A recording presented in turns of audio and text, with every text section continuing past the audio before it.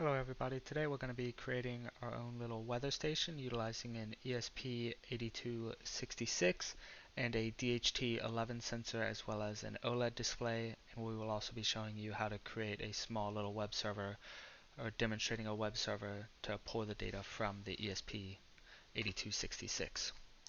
So a quick overview for what we're going to be looking at today. We're going to start with the problem overview.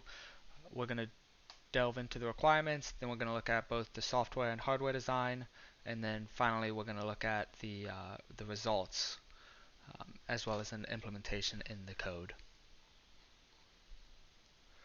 So starting off with the problem overview, the objective for this project, like I stated before, was to create a small weather station with a simple user interface. Really what we're looking for is the display, just so a user can actually view that data.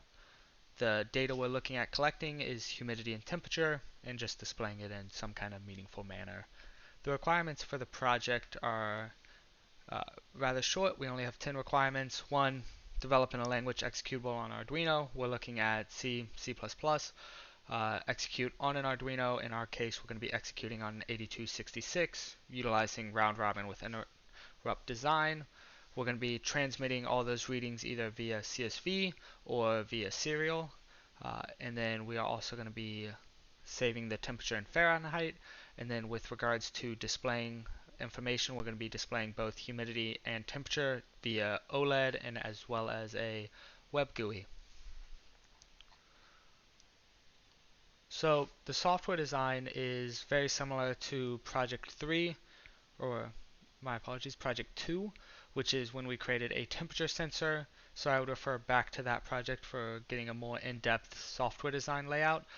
But in short, we start our serial, we initiate our Wi-Fi, we create our NTP client to get time, and then we attach an interrupt at a 10-second interval, and then we start reading DHT, and then we also create a web server request handler. So if you access the Arduino's IP address, it'll handle that request. The main loop, as well as we initiate our initial display.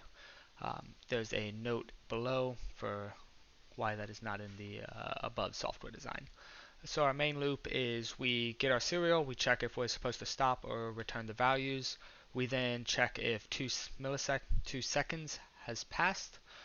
We disable our interrupt and we read our values, and then we also display those values, and then we also enable the interrupt at the end of that process. Our interrupt is pretty simple. It basically copies the global variables for humidity and temperature that were updated in the main loop and concatenates a data character array with those new values.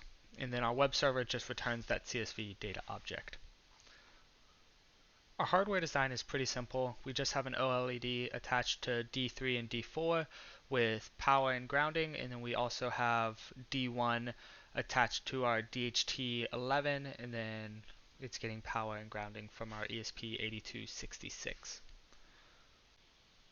So now that we've gone over the basic intro for the project, let's look at a deeper dive into our code. We're going to start off, we include some of the necessity libraries that we need, such as our general sensor, DHC sensor library, and then our Wi-Fi clients. And then we also include our NTP, again another Wi-Fi, and then our display, which is this SSD 1306 wire. For a further breakdown and more in-depth code analysis, I would refer you over to the actual GitHub page where all this code is listed, including the web server. The next section is where we define all our variables. So we define things like our DHT pins, our OLED pins, and then we also define our interrupt patterns, and then we define some of our NTP stuff as well. From there, we have some helper functions, which is really just initialize Wi-Fi. We have one that is get time, which just handles updating our NTP settings. And then we have our interrupt, which, as I said before, is really just passing in the temperature and humidity and concatenating that to a data string. And then we also have our write temp humidity, which that's just handling clearing our display, creating our buffer, character buffer for what we want to display, and then it also handles displaying that. So setup, pretty simple. we begin our serial, we create our Wi-Fi, we create our NTP. This section here handles spinning up our server, and then we also pass what kind of request we want to send back. So for this one, every time it's called, it just performs this function right here. So respond 200, respond in text plain as the data type, and then also respond with that CSV data. Next, we set up our DHT, we add our interrupt, and then we print out our initial display. So really it's just a welcome, kind of hello, welcome to the weather station printout on the OLED there until we get our first reading. And then from there we have our introduction printout over serial, and then we go into our main loop, which, like we talked about before, we check if serial is available. If it is, stop or exit based off, or return the values based off whatever was inputted. And then if it's not, we check if our current time is greater than 2 seconds from the last time we ran. If so, we disable our interrupt. We get the current time, we check the new sensor values, check if they're valid. If they are, we update our global temperature and humidity variables, and then we write that updated current to the display, and then we re-enable the actual interrupt. So that is a brief overview of the code with regards to the Arduino. For more information on that, again, refer back to the GitHub, or if you want to see a breakdown of the actual web server code, that will be in the GitHub as well. So what we're doing now is we're going to go ahead and plug in our ESP8266. We'll show off a quick demo, so it'll take a second for the OLED to get the initial welcome message. So it's got the initial welcome message, it just says welcome to the weather station.